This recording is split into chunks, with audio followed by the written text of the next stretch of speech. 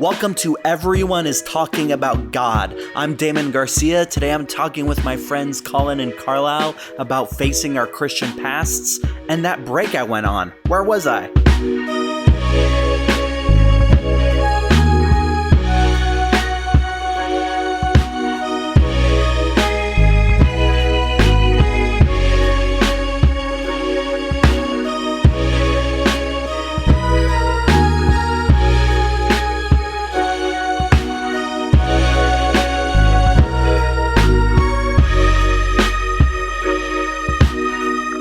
So we're going to record something. We're already recording. What up? It's Damon. Welcome back to the podcast. And I'm here with my friend, Collin. Say what's up, Collin. What's up, y'all? And my other friend, Carlyle. What's up? Okay, so I didn't explain anything to my friends here. We just turned this on. And so I'm going to explain it to you all listening and to my friends here at the same time. This podcast is just be us talking, chilling, because when we started this podcast, I felt like it needed to be a very specific thing in order to succeed, in order to be a successful, worthwhile podcast. And then when we started having interviews, I felt like I needed to have extremely specific people on that will help grow the platform or whatever. And then... Which is why you brought us on, right? Then I stopped doing the podcast for a while. And this podcast, I want to talk about where the heck I was. But when I came back, I'm now in this mood of I don't care at all about being perceived a certain way anymore. And now I'm just going to have this podcast just be whatever I find interesting. Still having to do with God, because the podcast is called Everyone is Talking About God. But I'm not going to try to make sure I have extremely specific people. So I'm going to start having some more of my friends on. And we're going to just do what I find interesting. Amen. Amen. So I want to echo what Carlyle said. Amen. That was good. Amen. So both Collin and Carlyle come from evangelical backgrounds like I did, but I've walked away. Is that fair? Yep. In some ways. In some ways. I would say in most ways. Yeah. In a lot of ways, yeah. So I just want to talk, but also talk about where the heck I went, because we took a long break and then I released the episodes that I already recorded before we went on break, and I just needed to edit them, and now they're all out there and now brand new stuff. So but first of all, something weird just happened right now. We walked into this house. We're in Santa Barbara, by the way, on Collin's front porch. Outside, if you hear a little wind, but or an occasional mosquito here. Yes. Yes. Right when we walked in, Collin and Carlyle immediately jumped on guitar and keyboard and started playing evangelical worship music. Touch me, it did. Explain what the heck? And I was triggered, bro. Oh my god. No, wait. Tell me first off, what goes to your guys' head when you play worship music after leaving evangelicalism? It feels super comfortable. Like, honestly, it's like it's like jamming. I feel like I'm in my wheelhouse, yeah. Yeah, like, because I did it for so many years. Yeah. Yeah, you both did worship for a long time. Yes. Yeah. Yeah, we're both worship leaders. Yeah. We're both worship leaders. Both That's worship something to know. leaders. Yeah. Yeah. Uh-huh. So yeah, it's like fun, but like also feels weird, I guess. What's weird about it? Because I don't really, the words, some of them I'm like, huh? You don't believe anymore? The words? Some of them. Yeah. Wow. You know what's trippy about it is how, because I've done this before. Well, there's actually every Wednesday night at our house. We just go for it. Really? No, I'm just kidding. But I did this like 6 months ago with a friend. Where we just like went through the catalog. Well, we did it at the retreat too, which we went hard. But I feel like I don't connect with the words like at all. But honestly, I've done it so many times that I'm not even thinking about the words, and just singing songs from the heart that I know just feels really good. So it's almost, I feel like now I can almost identify what that feeling was that I think I might have like given that feeling to God when I was like in a big group of people in a room with loud music singing songs together. I think I equated that with like God, but I think it was just like a very spiritual experience that we didn't necessarily have to be singing those songs. I don't think because like when we just play those songs, I feel the same way. I actually feel great. Yeah, I love it. No, it's like emotional and like it's like very like arousing, emotionally. That sounds weird, but like, and just like to sing it and like I don't know, the melodies are just so like. Yeah, like, I don't really know. The melodies are written to be sung along to. Yes, and they're written to be emotional, I guess. Yeah. And you know and it's they coming. build and, like, and you can just do so many things vocally. Like, it's just super fun. Oh, my gosh. Yeah. And you know it's coming. Like, you know, like I knew, like, okay, we're going to slow... Like, it was all, like, I was kidding about what I was doing, but at the same time, it was kind of real in the sense that, like, like, when we slow the song down and build it up, it feels super like... good. Yeah, it feels amazing. Yeah. Yeah, I love it. It's like crack. It is. Okay. I get triggered listening to worship music now. But the thing is, I think I always got triggered. Even when I was young, I always hated worship music. Why? Okay, well, when I was young, I was like a little kid. I felt like it wasn't my scene. It wasn't my style to just stand with everybody and sing along to the band up front.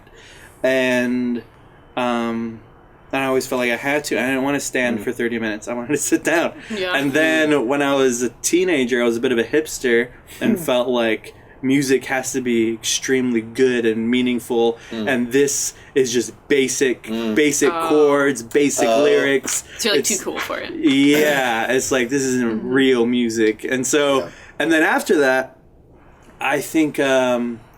when I started to take my faith seriously around 18, I felt like I wanted...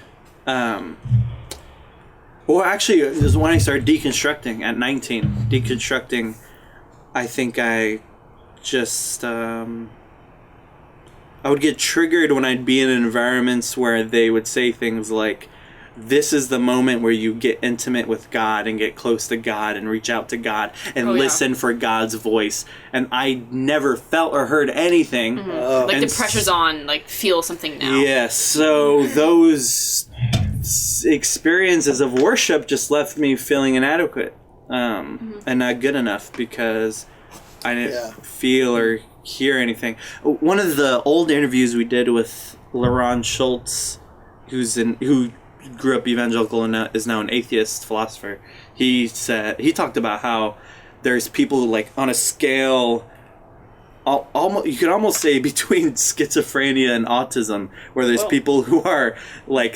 schizotypic, who can easily feel and hear things spiritually, and people who are further away from that don't. They can't exactly feel or hear things when they're told, hey, we're all feeling something together. And I'm like on the other end of that scale where I'm always the one in the room who is not feeling what everyone else is feeling spiritually. And so, and then even when I was in Orange County, there was a period, that's when I first got depression, and I was in a discipleship program, and the advice my pastor gave to me was, here's what we're going to do. Because I said, we have to do something about this misery or I'm going to quit this program. And he said, all right, so you're going to start doing this. One thing is to start talking with this couple in the church about my problems and just life and stuff. And the other thing I want you to do is every worship, every Sunday, I want you to be in the front row and I want you to raise both your hands for the entire worship. And that will help you get back on track. Did it work? Did it help you? It created more pressure, I think. Yeah, that's what I was gonna say. Like that's, I feel like that's the worst thing to tell someone. That's depression. Yeah, like try harder. Yeah. Do more. Yeah. Do more stuff. Yeah. That's and then after that, when I was doing youth ministry for a while, I would just like, I just felt like this isn't my scene again with worship. I started getting really into liturgy, and I like liturgy type worship, but not this other type of worship where there's a band up front and you sing along with them for 30 minutes. It's like I don't feel anything. There's plenty of times at youth camps where I would be like even at youth camps where I would be one of the people who would lead a talk or would lead an activity and stuff, like be on staff. I would be in the back seeing all these hundreds of kids worship, thinking, man, it would really suck if God didn't exist, because that would make this awful. Oh, wow. Yeah. Yeah. I had those thoughts leading worship. Really? Yeah, okay, like, you were like leading looking at worship. everyone's hands up and just being like, is this Whoa. weird? You know, like just kind of being like, what is this? Like, what? You know? It was scary. It was scary then. When did that start? Those feelings? Like probably 18 or 19. Whoa. We're the same. By the way, all three of us are the same age. 26. 26? I'm not quite She's about to 26 turn yet, 26. When are you 26? In May. Yeah, I was born 93. 1993. 93. Vomit free since Represent. 93. That's weird, because I started shifting, deconstructing at 19. Mm-hmm. I think it was a slow, painful process for me though. Like 19 maybe, like, but really like 23 is when, or 24 is when I like was like, I'm done. Yeah. Interesting. Well, same here, but yeah, so the process I guess started. Same here. But the it's interesting, because I think people who are in ministry and are having deconstructing thoughts, it's more complex than people like to make it seem, because I think someone who is aware of this world could hear that you're leading worship and having doubts about what's going on, and they would say, oh, then why are you doing that? Doesn't that make you a hypocrite? Yeah. But it's more complicated than that, isn't it? Yeah. Totally. Because just because you have doubts doesn't mean you don't believe it still. Yeah. You know, and you're like struggling with the doubt, fearing the doubt, believing that the doubt is bad. There's a difference between that and just saying, I don't believe this. You know? Yeah, you know what's like if I were to do it now, that would be kind of fucked up. Right. Can I say fuck? Yeah. Cool. Can we say fuck on this? Why podcast? would it be fucked up for you to do it now? Because I feel like it's being dishonest to the people. Because how do you feel now? Wait, what? How do you feel now? I wouldn't mean the words. You wouldn't mean the words Yeah. you'd say. You know what's kind of gnarly that I've thought about? You know, I've done these little playing around with these songs before, and I think that I actually could be a better worship pastor now. Have you ever thought about that? Yeah, I know what you mean, yep. Like, because... It feels so natural. And, yeah, it feels natural, and that, like... I feel like it would be... Because I think it was a lot of pressure before at times, or like, you know, just to pick the right thing, and now, which, again, I think might sound wrong in some ways, but it's like, it was so much who I was, and now it's not who I am, that now I can look at the roles, and I can, like, play the role, and the role's not me. Yeah. You know what I mean? Like, it's... You can, like, separate yourself from it. Yeah, and I wouldn't be as caught up in it. Yeah. Like, I could do it, and I think, honestly, if I gave it a little more time, and was like, okay, in this area, I might not, like, believe it in the same way or something, but I could, like, play with it, and it could actually be a good thing for me and for other people, potentially. I think you could play with it a little bit, like... Yeah, I don't know. I don't know. I think you could. Yeah. What are some things that, because you guys are no longer part of these worlds of fundamentalist, conservative, evangelical Christianity, but we all grew up in that. What are some things that trigger you guys? Like, hearing worship music immediately, like, makes me think of all of these awful memories. What are something that trigger you guys? I got one. You got one, Collin? Yeah. Go. Father. I was playing with a friend last time, and when many times it used the Father, just imagery. Of God? Of God, yeah, the Father of God, like when you're saying Father, Father, Father. And I actually hadn't sung those songs in a while, but I still am having like a spiritual life where I feel like I'm still connecting, and when I started singing the songs with Father, I just realized how much it was focused on God being a he all the time.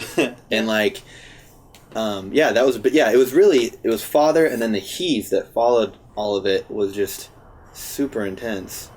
And it made me realize, like, wait, I haven't connected to God as Father in, like, a really long time. But I didn't know until I started playing the songs again. And I was like, oh, they say he a lot. But I never would have thought, you know? Yeah. So that's like honestly, earlier when we were playing, I didn't even notice it because I was just kind of in the song. And I didn't really think about the lyrics. I was just feeling it was more about the music. Yeah, but yeah, when I'm thinking about the lyrics, I'm like, dang, it's kind of like a one-sided symbol of... Yeah. The infinite is like totally. he and God, or he and Father. Mm-hmm. That's one that gets me, I think. Huh. That makes me think of realizing when you're out of something for a while how weird something used to be. Totally. I've experienced that plenty of times, and I think after a year out of the church I was a part of and doing all that ministry, I felt like all these friends that I have, or people I know that are still in ministry, that are at church all the time, every Sunday and during the week, doing their thing, need to spend at least a year not going to church to realize what are weird things about our subculture that we just look over because we're too deep into it. Mm-hmm. Yeah. That'd be a huge help. Yeah, because when you're immersed in it all the time and like everyone else is doing it, you don't think to question or critique the system, really, because it's like that's just the only way that you do it. It reminds me of that Richard Rohr quote. He says something like, "Things that can't be critiqued become an idol," or something. And I think that's that. Like, it's like, like this is how we do it, and when you critique it, it's like, oh well, so and so, like they're kind of going off the rails or whatever. Right. I think that's kind of interesting. Huh. Did you have anything, Carlyle? Yeah, I thought of something. What? I don't really know how to describe it, but when people say, for instance, I have a friend who's still in that world and mindset, and she's kind of like a martyr almost. You know what I mean? Like her attitude is like, well, I'm just so busy, but they have a church plant. Yeah. And it's like, but I just know that I'm supposed to do this, and I just feel like she's not taking care of herself or her mental health, and I feel like I was told you need to read your Bible more and pray more and do this and do that, and that'll solve it, and that'll your anxiety will go away, or your depression will go away, and it literally made it worse psychologically. So I think I get super pissed off when I hear people prescribing things to other people to do religious things and thinking that that'll help them, and it just it doesn't. It makes it worse. Yeah. And so that triggers me. Yeah, there's a lot of weird pressures within that subculture. Mm-hmm. I remember when I quit my job as the youth minister and left that whole church and denomination and evangelicalism the same day. Nice. And so I was wondering that first Sunday where I don't have to go, I was wondering what that was going to feel like. And it ended up not feeling any different, because the fact was I spent plenty of Sundays leading up to that waking up not wanting to go. And that Sunday was just yet another Sunday where I didn't want to go. And now I don't have to. Yeah, you don't have to go. Yeah. That's such an interesting thinking about the mental health, or just to cure depression, here's more things to do. Yeah. It reminds me of how drinking salt water just makes you more thirsty. Totally. You know? How, oh my gosh, that's just such a, it's I feel like this is a big one for me. This is probably the biggest thing for me when it comes to evangelical world, or just some of that frame of thinking. The biggest thing is that it seems like everyone's so busy like trying to figure out how to get to God and find God and chase God and figure out how to figure it out.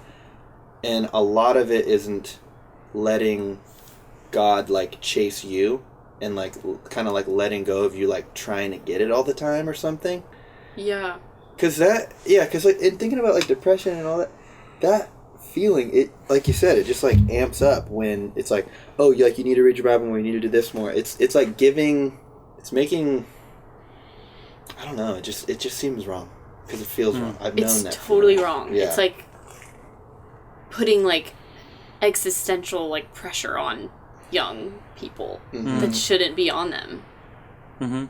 You know what I mean? Like, does that make sense? Yeah. Yeah. And now, like, looking back, I'm like, that mindset was like a prison for me, and that caused a ton of my anxiety and depression. Because it's just like a cycle. Like, because you have to believe it or you're doomed, and so it's like, I don't know. Yeah. I think it's fucked up. Yeah, it is.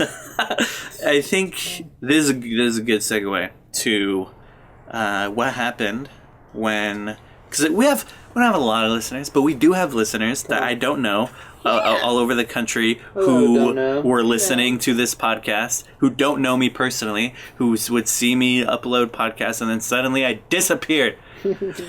And yeah, I didn't want to immediately come back and say, so here was where I was, because I thought that would be boring. So I decided to wait a little bit and like think through it a little bit more.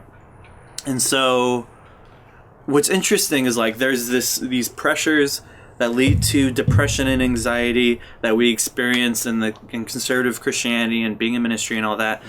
And then I left, and I wanted to like immediately leap into this other subculture of progressive Christianity. Yeah. And I wanted to hit the ground running, fully into just doing ministry in that world.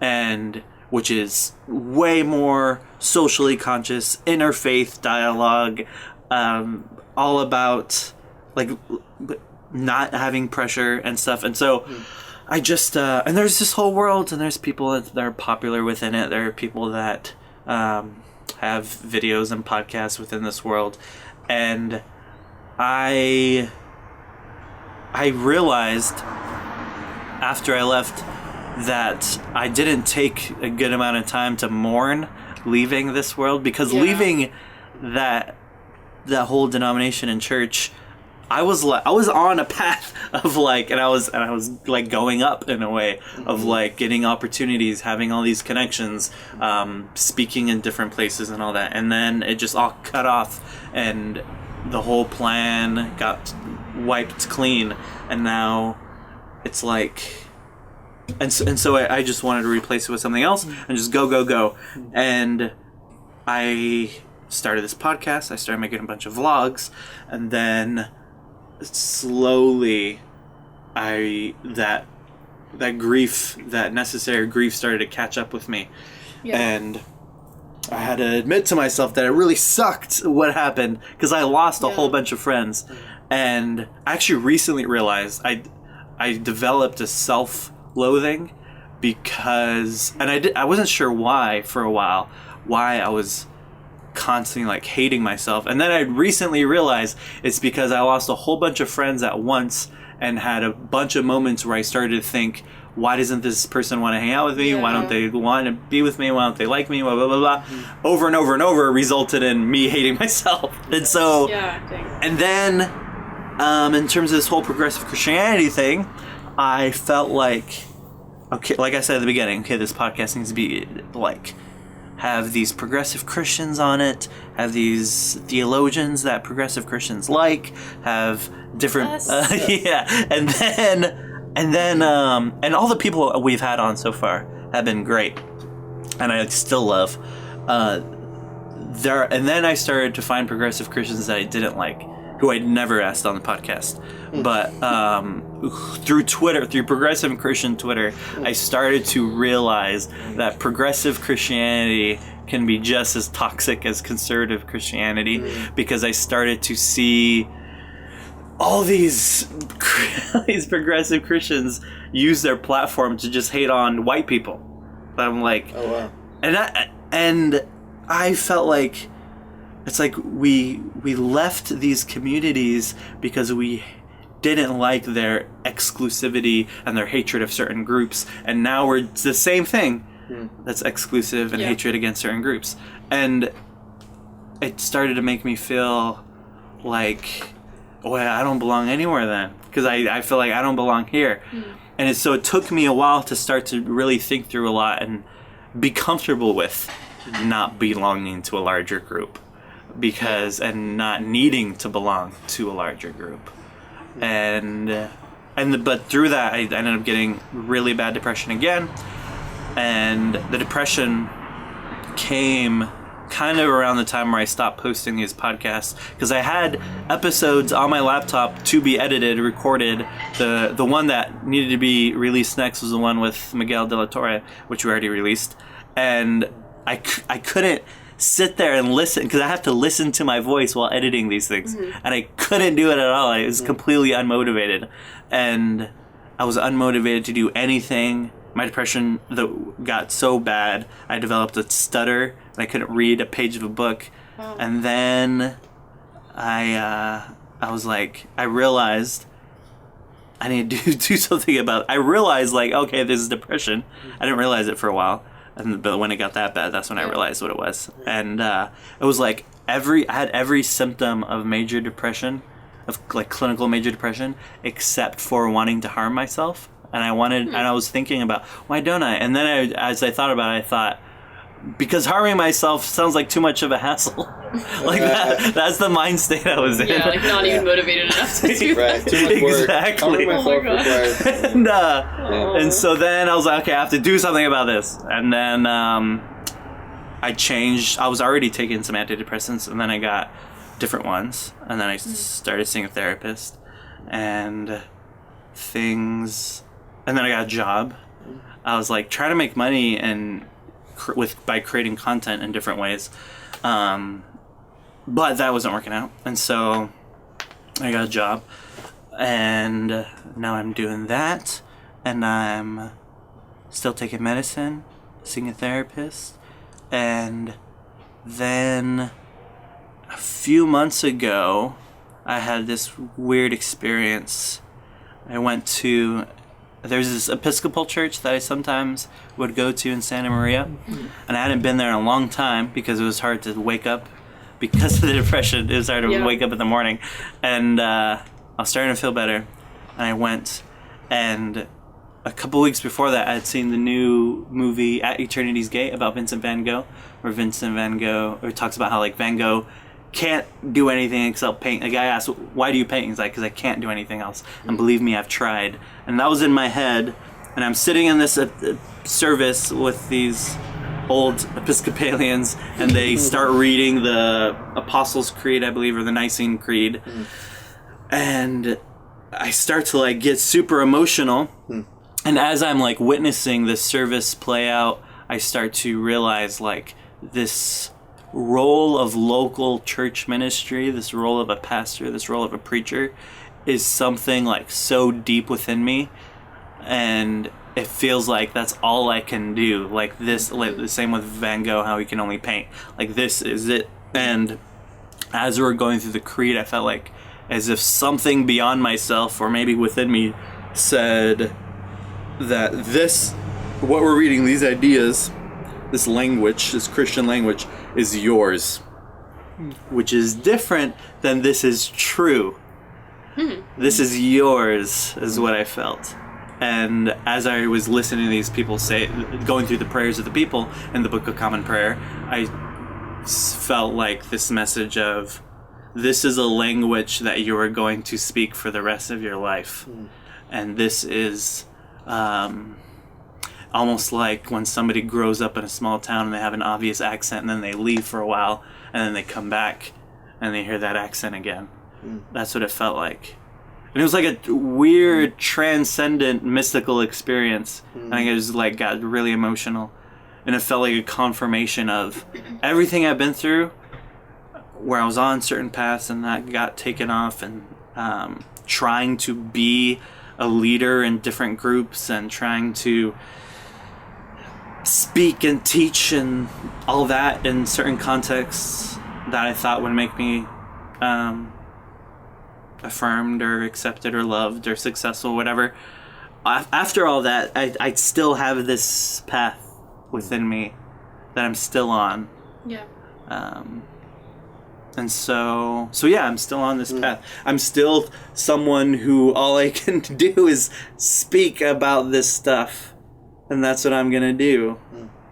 And then we brought back the podcast, started doing some more videos that were more specific. Before I was like, anybody can watch these videos. These are for all types of people. Now I'm only making videos for leftist Christians. I was like, and funny enough that it's getting more engagement than my videos before, because that's just how things work. When you're niched down, that actually is what grows things. Niched down. Yeah. So yeah, there's a bit, and but I wanted other people to be here when I share this story, because to ask anything, because Collin, I met Collin at this thing with Tim. Tim was in the last episode. That is released. That was released. Brother. Yeah, and I had said that I started going to this thing that Tim leads in Santa Barbara. That's kind of like a, I don't know, whatever. You heard him explain it. Go listen to that episode. I'm not going to explain it. The way. And and I met Collin there like a year ago. And then when things started getting bad, I stopped going. And I couldn't afford to go because I didn't have a job. That was a big part of it. And then I got a job. I started going back. And so you didn't see me for that time either. And then I met Carlyle when I started coming back. So. Only a few months ago. Yeah, only a few months ago. It's been a few months. Yeah. So what do you think, Collin? Dang.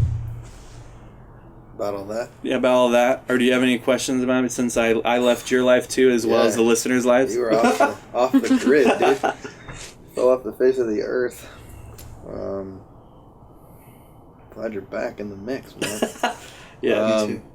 Yeah, I don't know. I think it's crazy how much, like, you can just relate it to, like, a spiritual journey or, like, faith, and how that has, like, that played a role in, like, your mind space, your like psychological health, you know, and just thinking about, I don't know, it's a lot of changes to go from this space where you're accepted and loved and have friends, and then you start shifting how you feel, and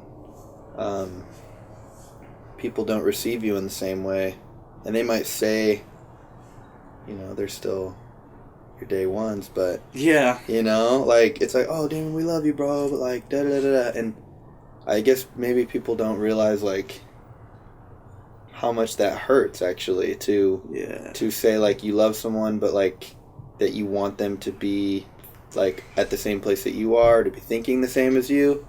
Like, that really, it hurts, and it cuts off the ability to be, like, close to people, I think. And I don't think these people mean it at all. I really don't. I don't think it's intentional. Mean what? Mean to cause pain for people who are starting to maybe rethink what they've been brought up with, or their faith and stuff, and how they think about God. I don't think they do it on purpose, but I think kind of the nature of the beast is when people start questioning stuff, and then, like, they see you as, like, kind of this fallen or lost sheep or something, then, like, I mean, think about it. If you saw somebody as this lost sheep who was wandering all over the place, you know, you'd probably see them as unstable or unsafe, and you should just, you know, hope the best for them, pray for them, but, like, you're probably not going to want to, like, share your shit with them, and that's how friends are made. You share your shit with each other and talk about it. So, yeah, I feel it. Is that kind of what you experienced a little bit? Might be projecting. I don't remember if how much have if I shared this. I know I shared this in a video on my YouTube, but I don't know if I ever shared this on podcast. There's a friend, I grew up in church with him, and he ended up going to another church and then being in ministry in that church and leading a lot of youth and young adult stuff, like I was doing a lot of similar stuff. And we're really close when we were both doing that. And then when I left, he was like, "Hey, I heard you left. We should hang out." I was like, "Yeah." And then he ended up flaking one time, and and I just said, "Okay, hit me up when you can." And then he never did.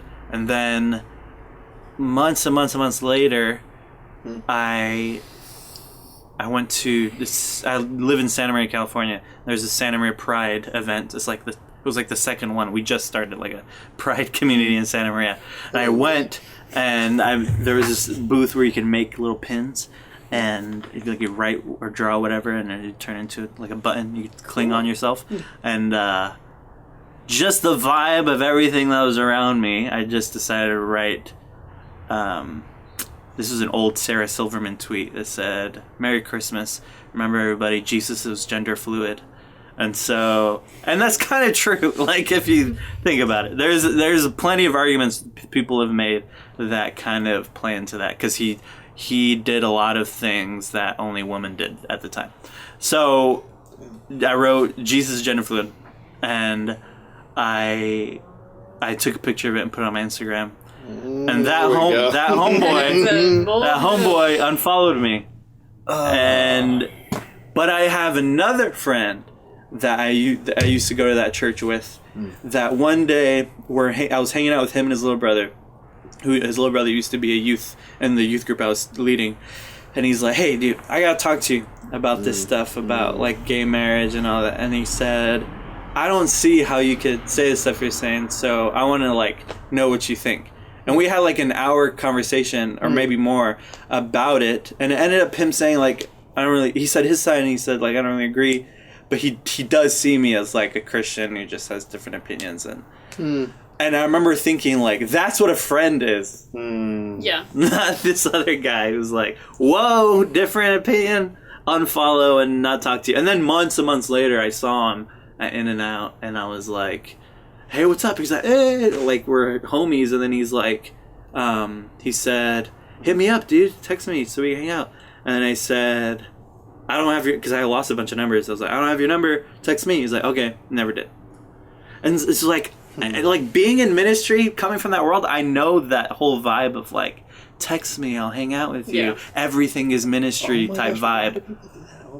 Everything is ministry in that world, and it's you like feel the phoniness though. You could smell it. It was like, oh yeah, you don't mean it. You don't mean it. And then I was just like, yeah. So that bugged me. So it's like I think there's a few people like that in life, and that one is just able to give extremely specific examples. Yeah. But I think it's just like that's the only way they can make sense of it. You know, like that. Yeah. That you're like this now. And so they shouldn't, like, talk to you, or they shouldn't whatever. Like, that's just their problem. They're stuck in their own little world, too. Yeah. Because it doesn't make sense any other way. You know, like... Yeah. They can't be like, "It's cool." Because, like, in their world, it's not cool. It stinks. Everything's banking on it not being cool. Yeah. You know? Because they need to stay that way. Yeah. So they're all right. I don't know. And it's just what you said. It's their world. Like, it's their world. So, everything. like, to come up against everything that they've been either taught by their family and their church, and then to say, like, well, I actually think there's, like, maybe a different way to be a Christian, or a different way just to be a human or something. Right. It's like... What? Yeah, like... and you especially can't entertain other ideas if you're someone who's leading these conversations. Yeah, there's even more pressure. Yeah. On you to... Yeah. Wait, say again? If you're someone like a ministry leader, you especially can't entertain those conversations. Yeah. Or other ideas, I mean. You got to be certain. You got to be the certainty at the... Yeah, or pretend to be certain. Yeah. Right. That's annoying. But it is annoying. What I thought was interesting when I met you, Carlyle, you told me that I had went to a discipleship program where we're doing Bible college stuff and constant ministry, and during that I was deconstructing, and then you told me you went to a Bible college, and during that time you were deconstructing, and you grew up with this gift and participation in worship settings, and now you're figuring out how to do that outside of what you grew up in. So I feel like I was like mind blown. I was like, that's the exact same story as me, just with something else, a different gift or whatever. But how's that journey been of exploring that gift still? It's been up and down. Like, I think when Tim first asked me, I was kind of like unsure, but I was like, sure, like I'll just go for it. But I felt a little to sing at the Way? Yes, to sing at the Way Collective, to do some sort of spiritual, artistic, musical thing every week. And like there were a few months where I think I just kind of felt like anxious a little. Yeah. And like picking a song again was like, I'm like picking a song again that like goes with what they're talking about and what's gonna flow well. But I think something just kind of shifted, and now it's like fun. Like I just feel really inspired, and like it's fun to just like scroll through Spotify and just like try to find a song that kind of like fits, and they like let me switch lyrics around, and like it's cool. How have you switched lyrics around? Just like a few lines, or like if it says Lord, maybe I'll say like love or something like that. Just it's really subtle, but yeah. Wow. You've been changing the song this whole time. Yeah. Actually, there was one song I think I just rewrote the entire chorus because the verses were super cool, and like it was just really like vibing, and then the words were like not working at all, so I just changed it. No big. Whatever. Just rewrote the chorus. Yeah. No one knows. Oh my gosh. It's crazy, man. Yeah. It's just... It's wild. It's, I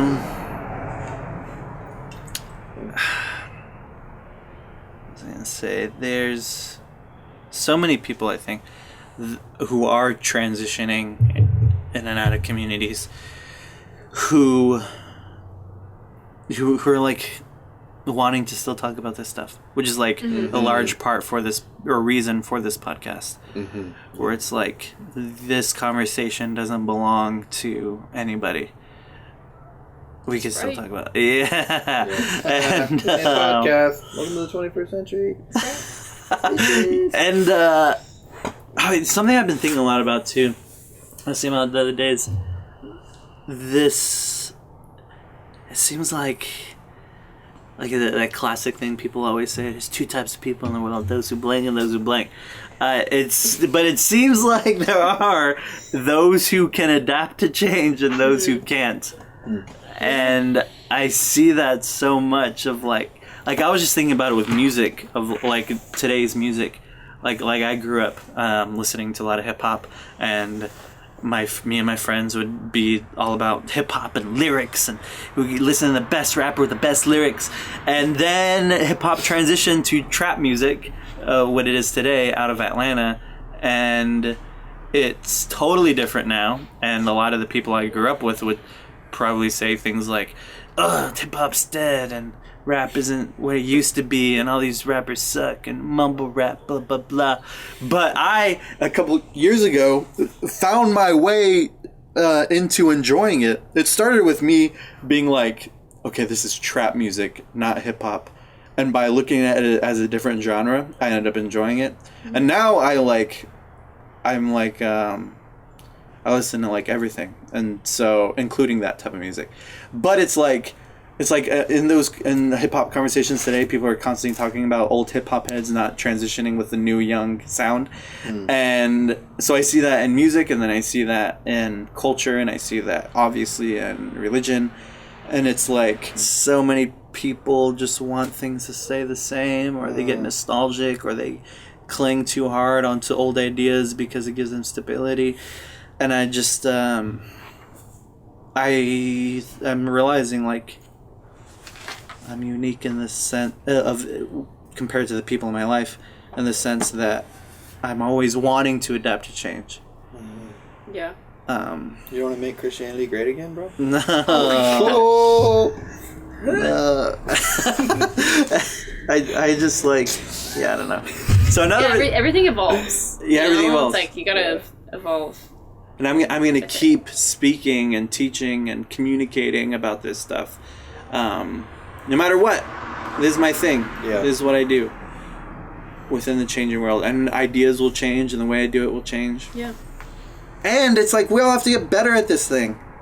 Because so many preachers suck so bad. Yeah. They're so boring. They're stuck in old ideas. They're...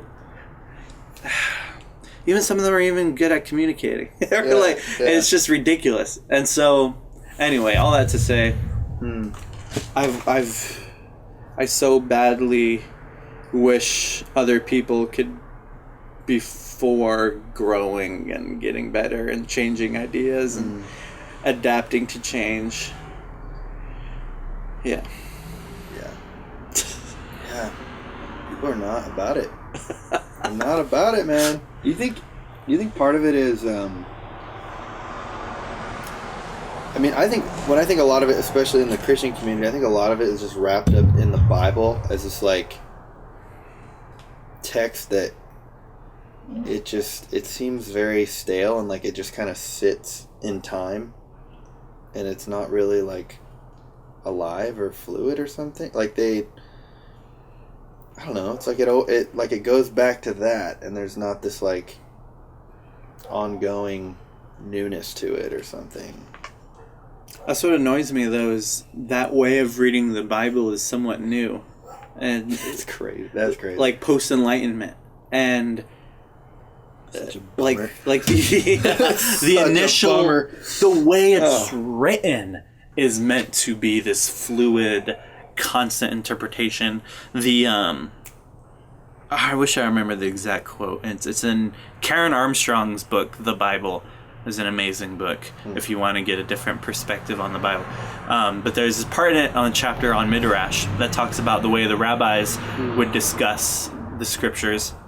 And there's this quote, and I don't remember the numbers now, but it says, "Hey there, I need to cut in real quick because in this part of the recording, I wasted like 2 minutes trying really hard to remember this quote and just butchering it. But since I'm editing it, I could just come in and read the quote straight from the book for you here."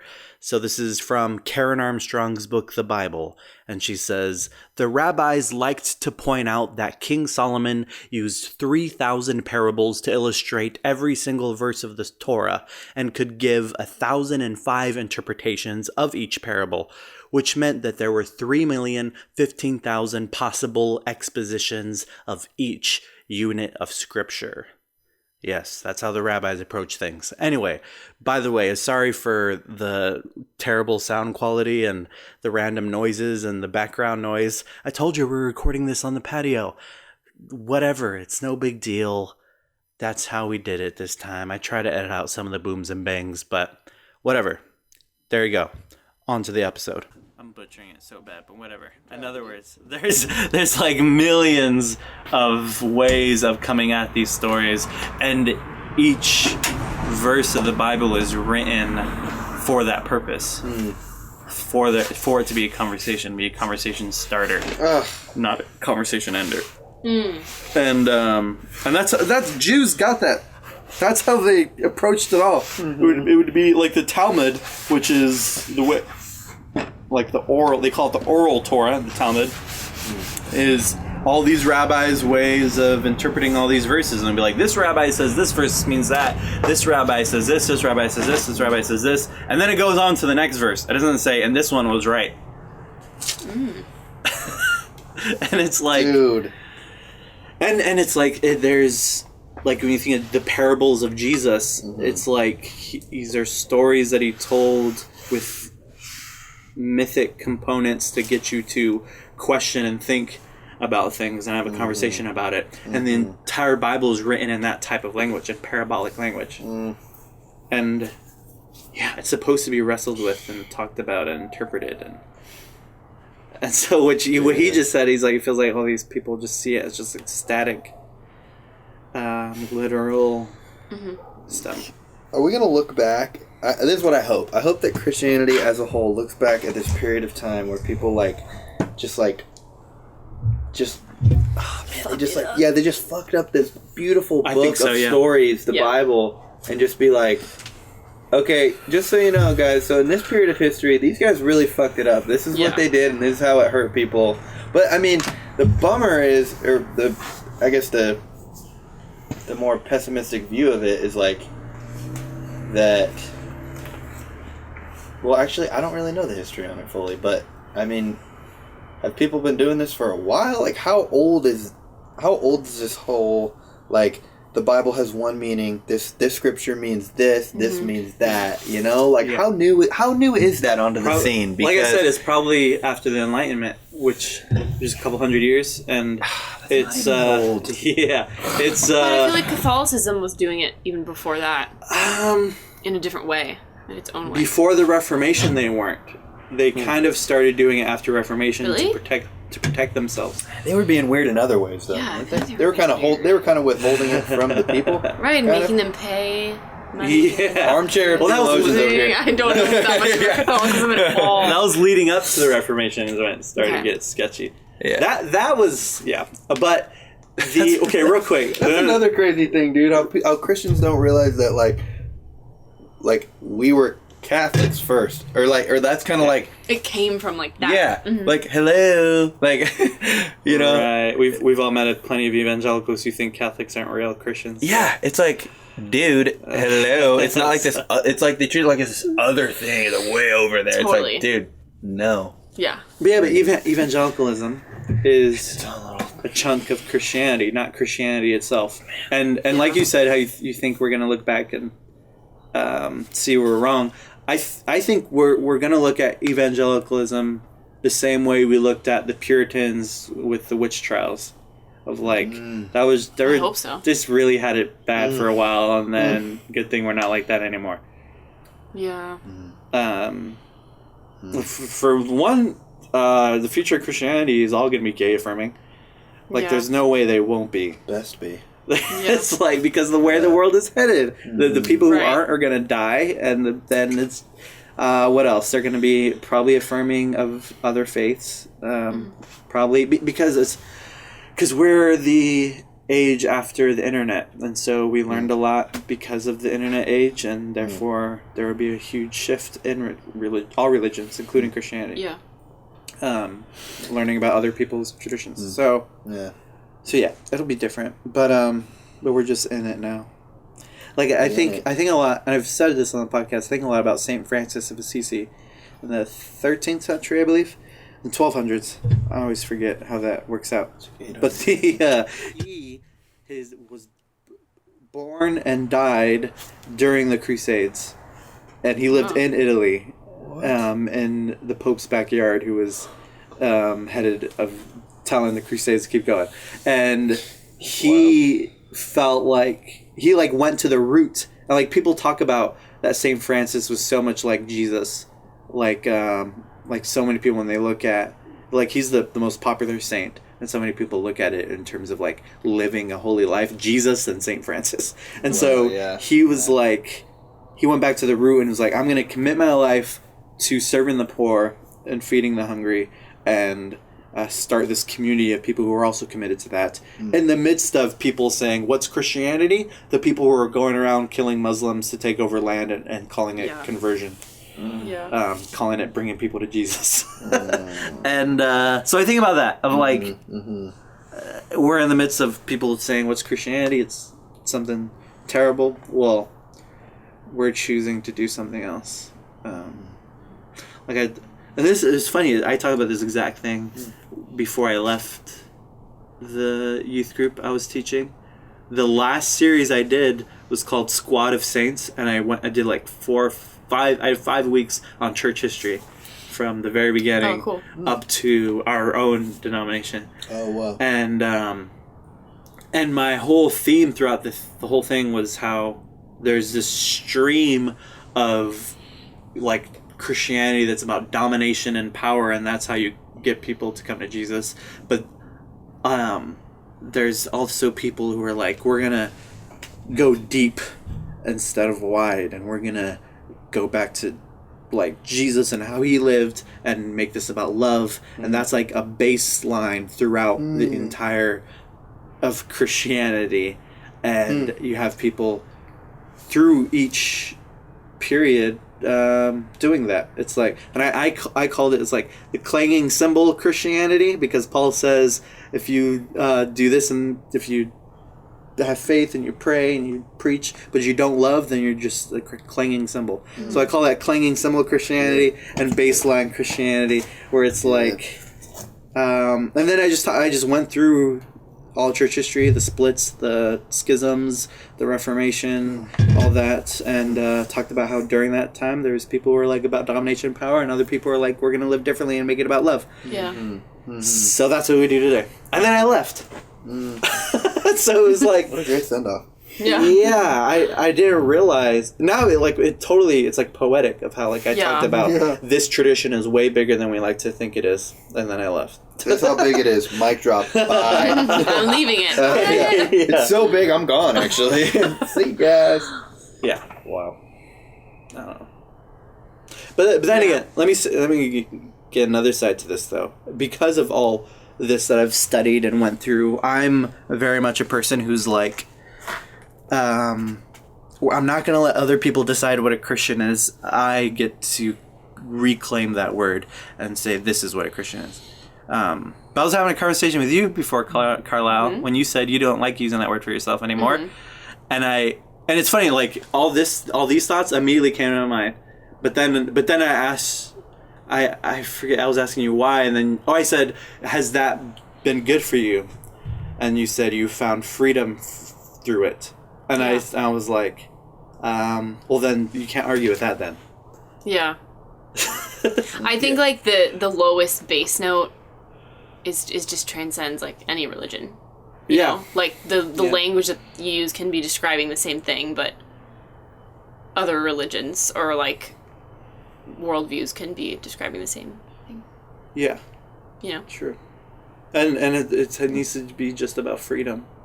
So I'm finding freedom by still calling myself a Christian. Exactly. It's and you're person freedom. by person, yeah. Yeah. And their like experience and what. Yeah. I think that's cool that you're able to let go of certain labels and explore still. Yeah, it's very freeing. Yeah, dude. Yeah. I'm thinking like, do I sound? Do you? Yeah. Do you see yourself as a Christian? Honestly, there's this quote, this Alan Watts quote that I love, and I'm like, yes, that's how I feel. He says, if you have a Christian who asks you if you're a Christian, he says he's not, and if he has people who ask him who aren't Christians, ask him if he's a Christian, he says he is. Wait, say that again. So when Christians ask him if he's a Christian, he says no, and when people who are not Christians ask him if he's a Christian, he says yes. Yeah, and so does he say like why?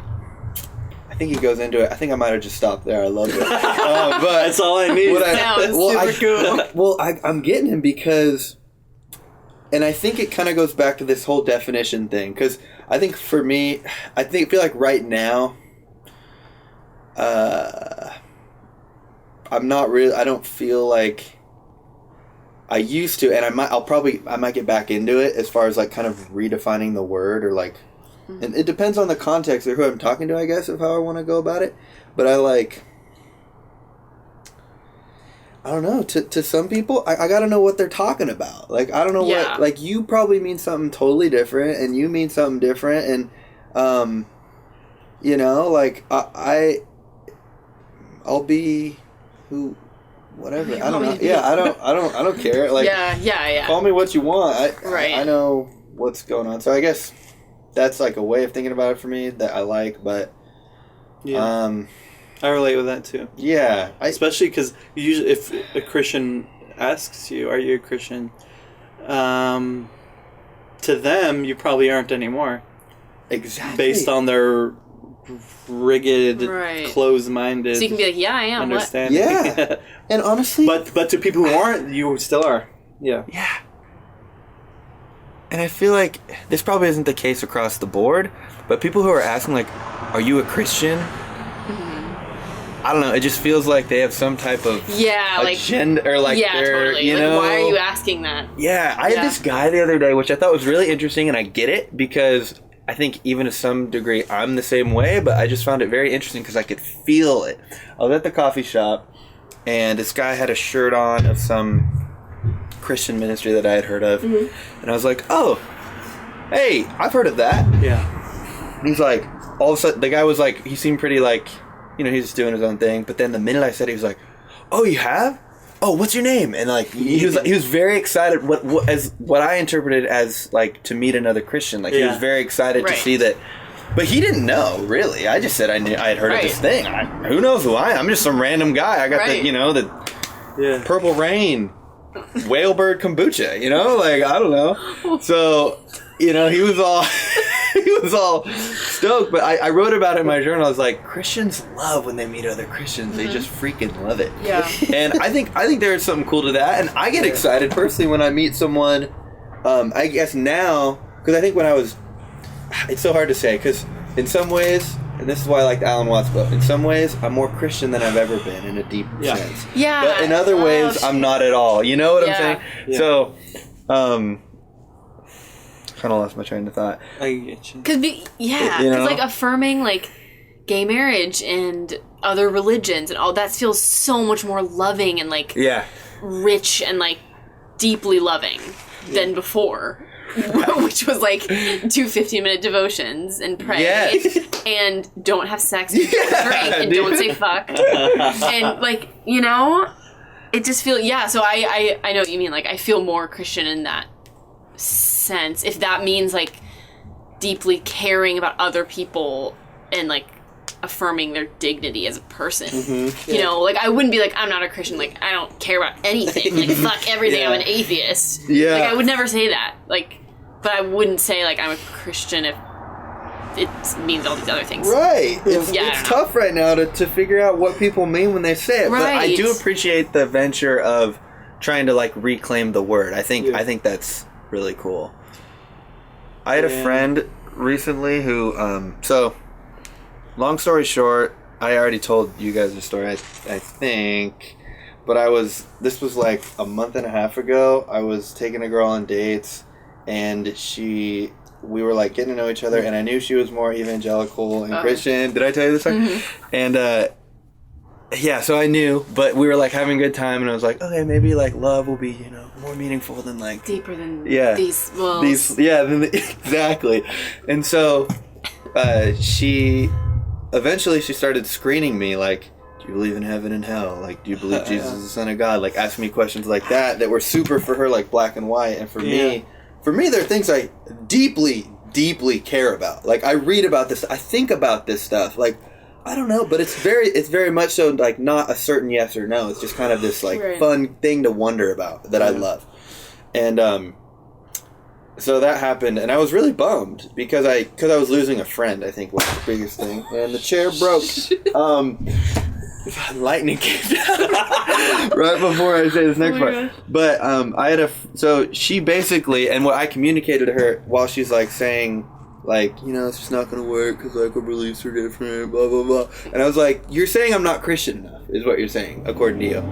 And so I was telling a friend about it, like, the next couple of days, and she was like, no, Collin, it's not that you're not Christian enough, it's that you're too Christian. Ooh! And I was like, damn. I was like, she's not Christian enough. Right. I was like, that's a twist. That's a fucking twist right there. Because it's not to toot the horn, but it's like, but when I really think about it, and I think about the way that I'm, and even we here on this thing, and it's not to say, oh, we're better, but the journey to like know and want to understand, like, what is this? What are we doing? All that is so like fervent and deep within us that like, even if it leads us to a place where people don't know if we're Christian or not, it's such a true and honest journey that like there's no other one I'd rather be on. Yeah, totally. You know? Yeah. So like, if this is what it means to like really learn how to love people best, and if that's what Christianity is about, then I think my friend's right.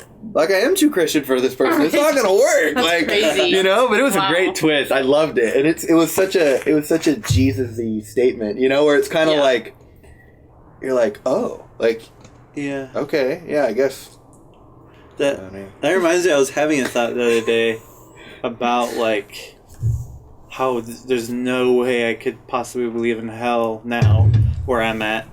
Been through a long journey with that doctrine, but no, definitely not. Fuck and that. well, now I think in my head, I don't believe in hell. Why? Because I'm a Christian.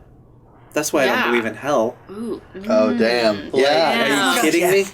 Oh, I was thinking about it because I was thinking about like Greek philosophy and how like a lot of the ideas of heaven and hell comes more from Greeks, because none of it's in the Old Testament from the Jews. And you could one could say that Christianity is really just a marriage between Greek philosophy and Judaism. The beginnings of it, like the Pauline Christianity, and so that's where they got the afterlife stuff from the Greeks. So anyway, so I was thinking like, yeah, I don't believe in that because that's a Greek thing, not a Christian thing. Oh, like, and I could say that with plenty of other things. Like I affirm gay marriage because I'm a Christian. Right. Dude. What else? I affirm other faiths because I'm a Christian. What else? I don't know. I like it. I don't read the Bible literally because I'm a Christian. Like, are you kidding me? I say fuck because I'm a Christian. Exactly. Wow, that's cool. I like that. Yeah, and Soren Kierkegaard says something similar where he would say that when people would say they're Christian, you would think, dang, already? Because when they would ask him, he would say, I'm becoming one. Interesting. Ooh. Yeah. Wow. Come on, bro. Keep it firing. Keep it firing. Oh, these are good. This is good, man. This is good. This is the juice. Yeah. So, yeah.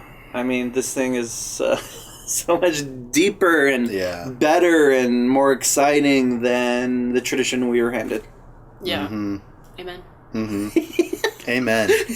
We started with an amen, and yeah, this is a good. Say it again. This is a good place to land. Amen. This is a good place to land. So it is. So it is. So there you go, everybody. There's this week's podcast, my homies, Collin and Carlyle. Thank you for being here. Thank you for having this conversation with me. Damon. And follow us on at God Talk Pod. And if you haven't already listened to the series we just put out, 4-part interviews called God After Sovereignty. Super duper good. All right. I think that's all we have to say, right? You guys got anything more? No. Thank you. Yeah, thank you. All right. I'm good. That was good. All right. See ya. Bye-bye. Bye. Peace.